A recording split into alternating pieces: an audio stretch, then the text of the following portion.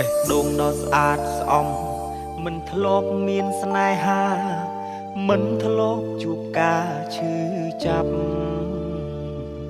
តែនៅពេលនេះឈឺ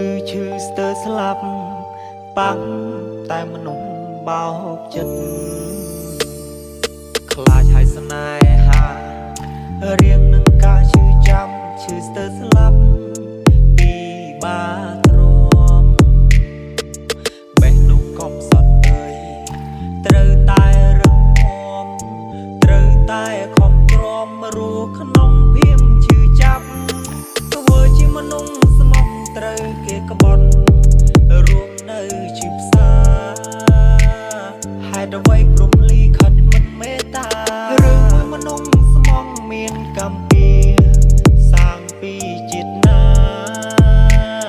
ជាតិមុនតើខ្ញុំធ្វើបាបអ្នកណាបើធ្វើមនុស្សក្បត់ខ្លាចគេឈឺខ្លាចមានទោសាមិនចង់ខ្លាចខ្លួនជាមនុស្សសាវាសុខចិត្តរួមនៅទាំងឈឺចាប់រងនៅទាំងឈឺផ្សាក៏មិនចង់ឲ្យអ្នកណាមកឈឺចាប់ដោយសារខ្ញុំ Welcome to Mr. Aaron on the mix.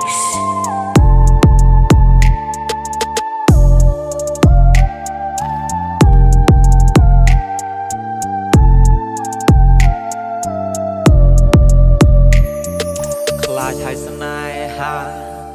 រៀងនឹងការឈឺចាំឈឺស្ទើរស្លាប់ពីបាទ្រាំ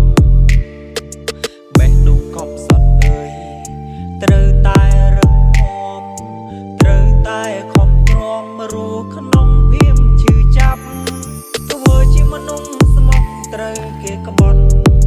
រួមនៅជាផ្សារហេតុអ្វីព្រំលីខិតមិនមេត្តារឿងមួយមនុស្សស្មោះមានកម្ម